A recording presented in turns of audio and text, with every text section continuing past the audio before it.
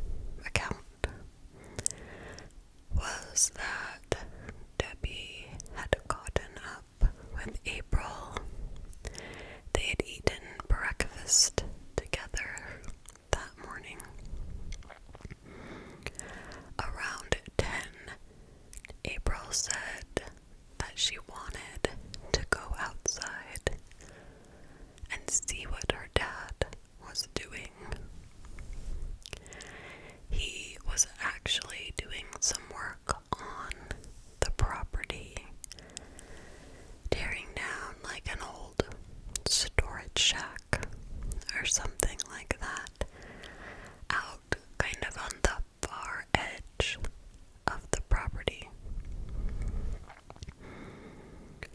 For the next hour and a half, April is playing outside.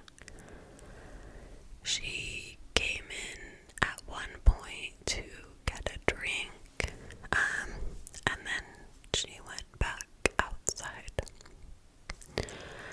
They have this large lot, and it was totally normal for April to just play outside by herself.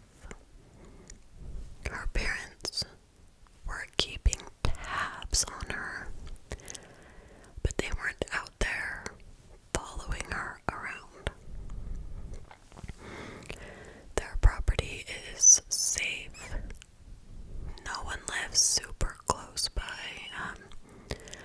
I guess there was nothing that she could really get hurt on. Plus, her parents are seeing her every few minutes. Around 11:45, Debbie calls out the door for April, but April doesn't come. And after a few minutes, Debbie goes outside and she finds John, and she asks where April is. But he's like, I don't know, I haven't seen her for a while. So they both decide to go look for her, just to make sure she's okay. While they are looking for April, Debbie notices the dogs are agitated, and they kind of follow the dogs up this hill to this area where their kids like to play. And it was there that they would find April,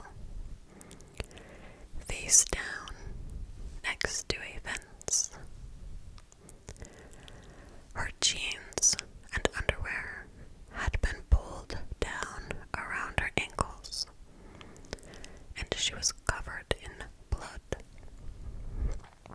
She had cuts and bruises all over her legs, and this gaping wound with blood like pouring out of it. When Debbie and John found April, she lifted up her head and said, "Mommy, Daddy," and then she lost consciousness, and those would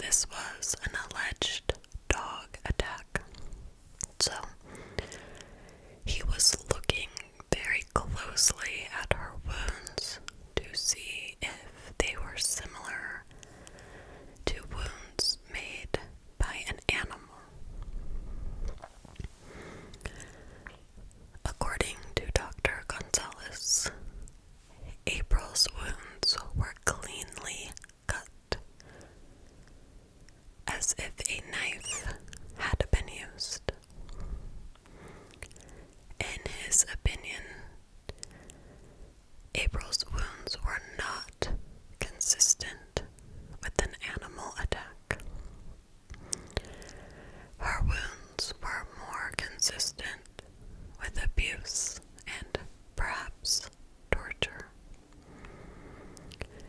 He noted that the leg wound was so cleanly cut, it looked like it had been caused by a scalpel. The official report says, quote, "This 4-year-old battered white female child died of a massive hemorrhage resulting from a large sliced gaping wound to her right thigh.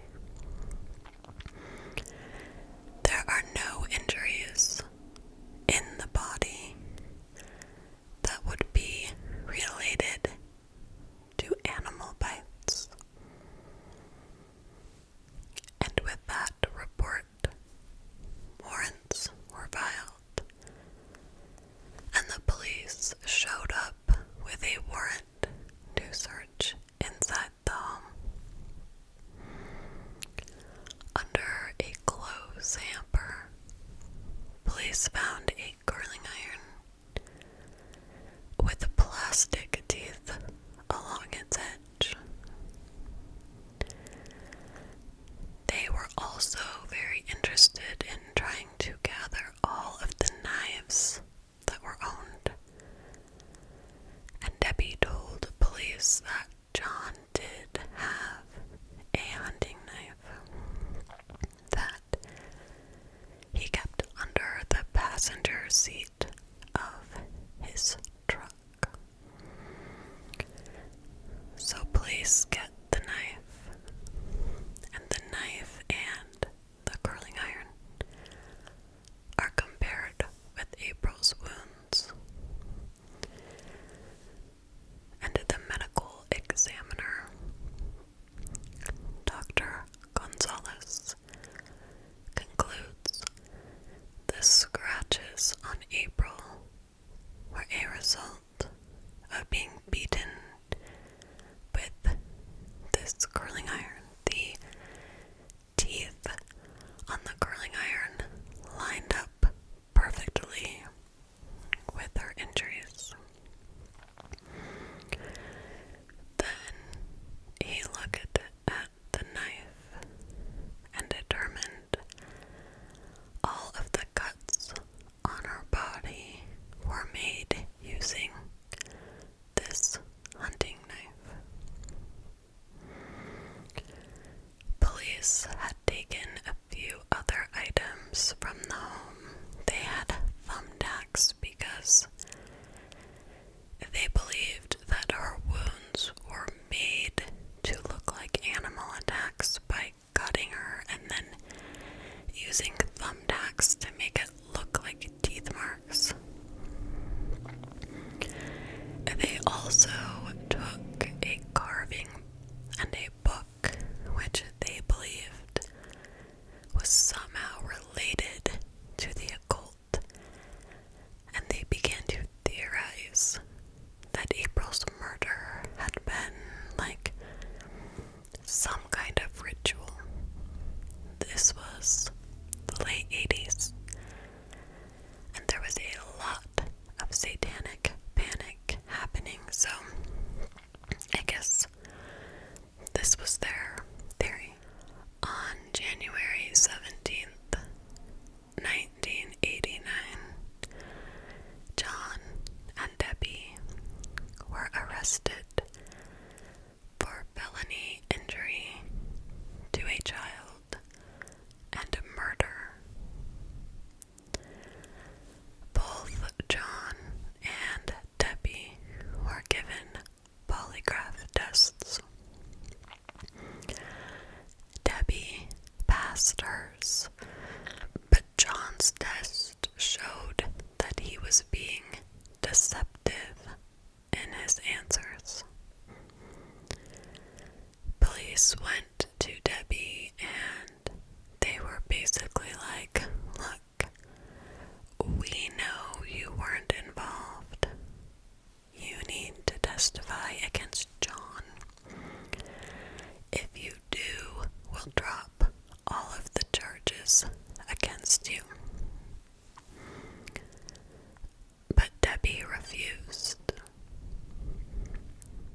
At this point, everyone believes that John is guilty, and Debbie is covering for him.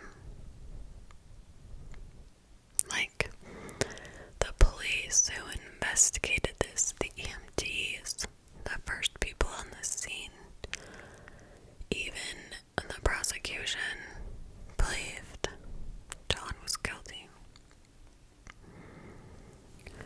April Renee Tucker was buried at a family cemetery in Dykes, Kentucky.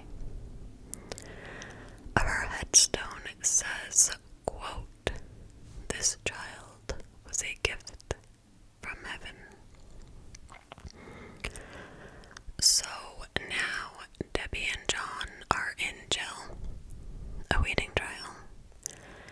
April is dead, and Amy, April's sister, was put into foster care. John and Debbie were assigned a public defender who tried to get them separate trials, but was unsuccessful. The defense attorney also asked for more time to prepare for the trial. He wanted time to interview all of the witnesses that were on the prosecution's witness list, but he was denied more time.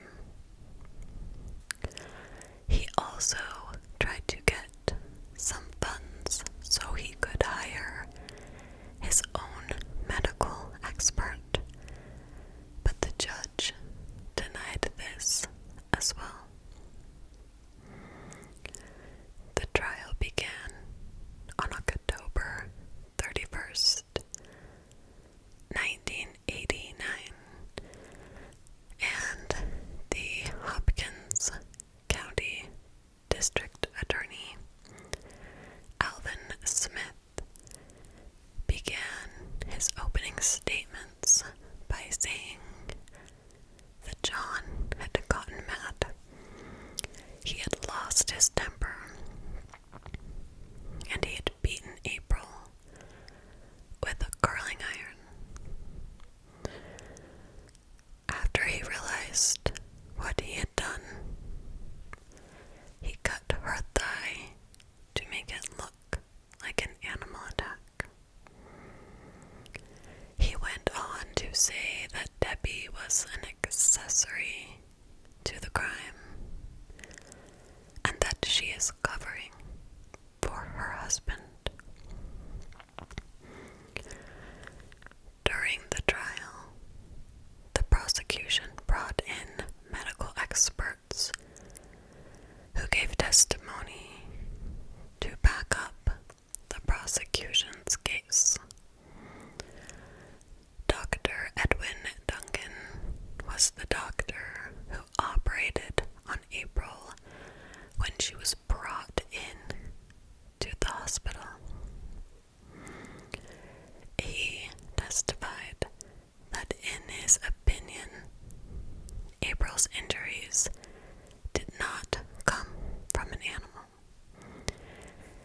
He said her femoral artery had been cut, and the way it had been cut, she would have bled out like there would have been large pools of blood. But remember, investigators never found large pools of blood. So, had she gotten attacked by a dog outside, the blood would have soaked into the dirt. There would have been evidence of that. But there was absolutely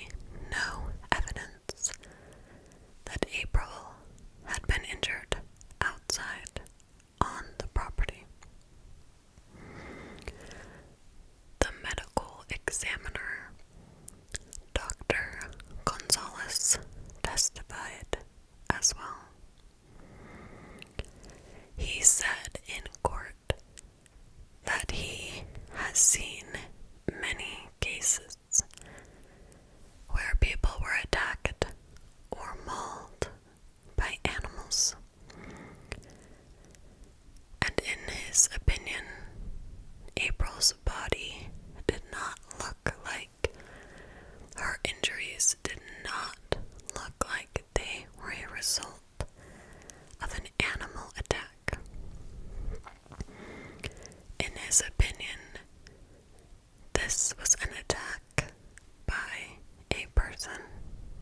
He told the jury that he could take the curling iron and the hunting knife and match them up to every single wound on April's body.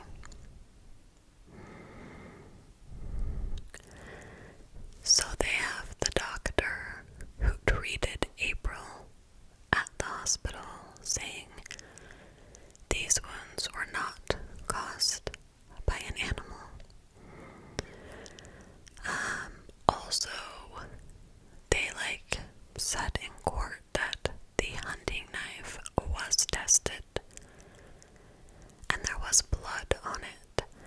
Now this was the 80s. No one was doing DNA testing, but trace amounts were found on the knife.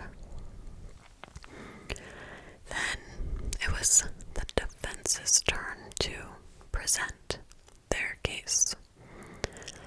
Interestingly, the defense never brought up the dog attack theory during the trial.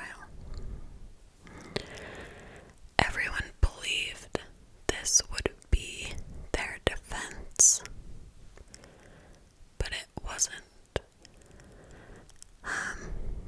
Now it is believed that the reason the defense attorney decided not to use this as the defense is because if the jury was shown a photo of these dogs, that no one would believe that these little dogs were capable of killing a 4-year-old because they were very small dogs.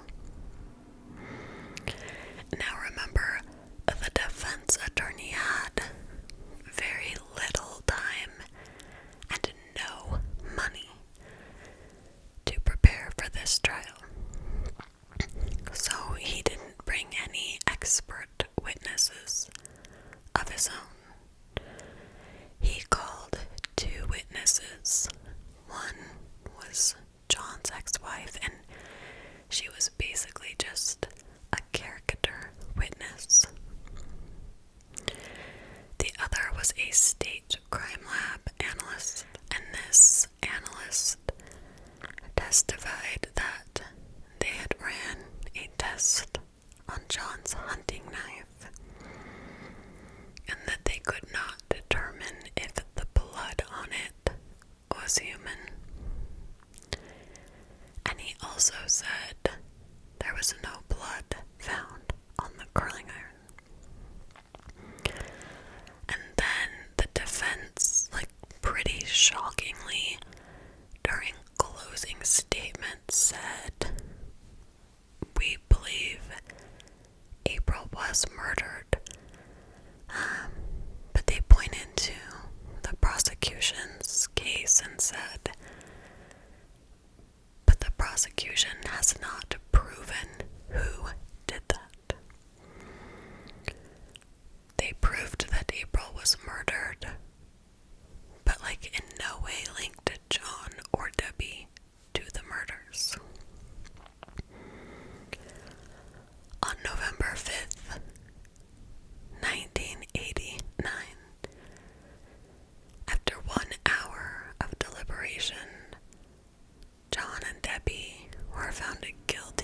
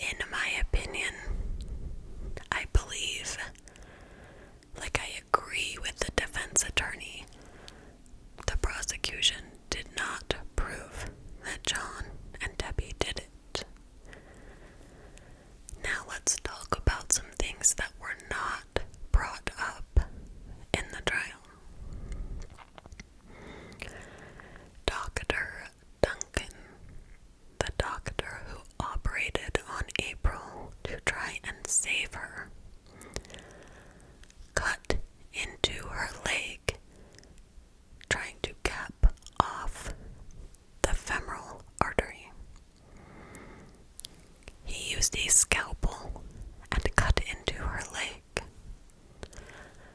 The medical examiner then performs an autopsy and testifies that April has a deep cut on her leg that was not done by animals. In fact, in his report, he stated it looked like a scalpel could have been used. These two experts take the stand. They tell their story. Their stories are like lining up. What one is saying confirms what the other one said, and vice versa. And nobody is like, wait a minute, did the doctor use a scalpel before the medical examiner performed the autopsy? So in 1992, a lawyer named Robert Artist and his wife, who was like his legal assistant, became involved in the case. They believed Debbie and John's story, and up to this point, they're the only ones who believed Debbie and John's story. So they began digging, and they found some buried evidence. They found some pictures of April, and in some of these pictures, she was covered with muddy paw marks, which would have shown or kind of proven that maybe the dogs got a little wild with April. But none of these pictures had been turned over to the defense, and they hadn't been shown in court. Most of the autopsy photos that had been shown in court had been like hand-picked to show the gaping wound on April's leg. The one that looked like an incision, they didn't show all the pictures, just the ones that kind of proved their narrative. So here is what Robert Artist realizes. He's the first person to realize that the emergency room doctor had used a scalpel to cut into April's leg in an attempt to save her life. Then the medical examiner sees the scalpel cut and interprets that to be the wound that killed April.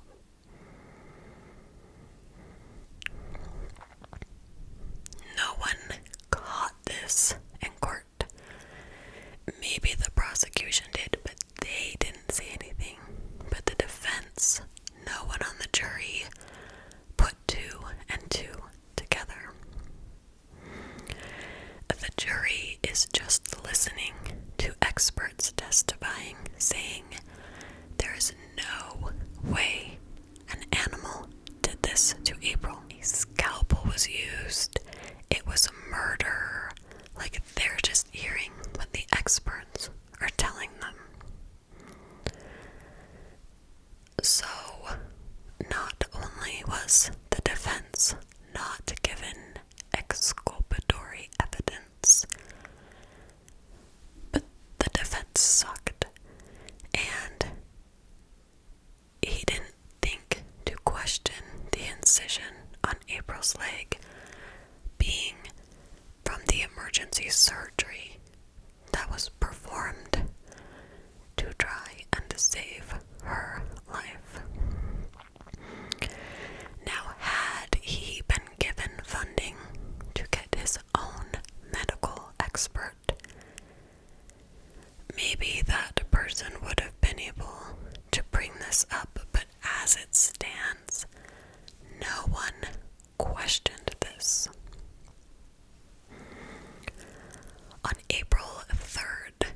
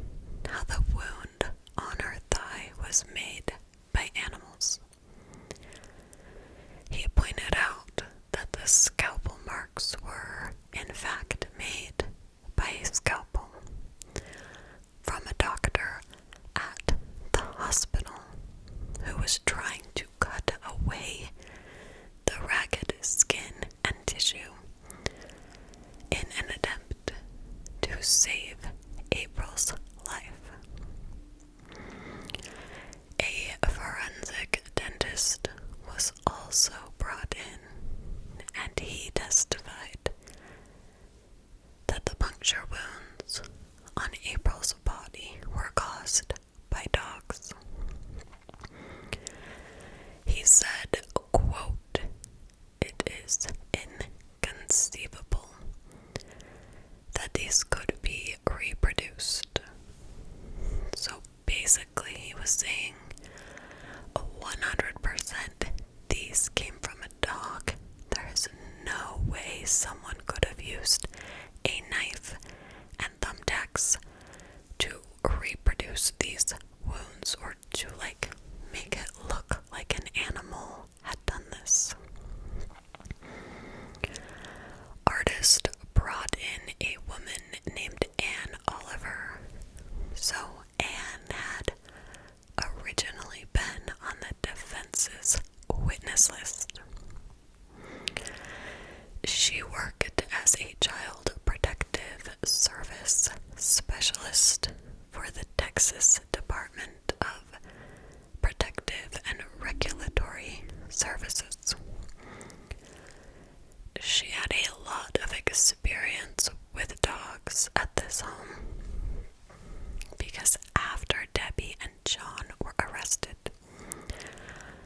I don't really know why, but she went out to feed the dogs. And when she did, the dogs attacked her. So she let the sheriff's department know this, and they sent a deputy out to the house. She went out again as well to meet this deputy. And again, one of the dogs attacked her. So this woman was attacked more than once by these dogs. And she really did try to get everyone's attention about this. She wanted to alert people that, I think these dogs could have killed April. But no one wanted to listen to her. There was a 4-year-old girl dead, and it seemed like the state just wanted someone to pay for it. This woman even reportedly told the sheriff that he needed to take impressions of the dog's teeth and claws to compare them to the wounds on April's body. She said, "Look, these dogs have attacked me, and I have no doubt they could have attacked and killed April." But no one did anything. So she was supposed to be interviewed by the defense attorney. But Robert Artist found out the district attorney had completely cut off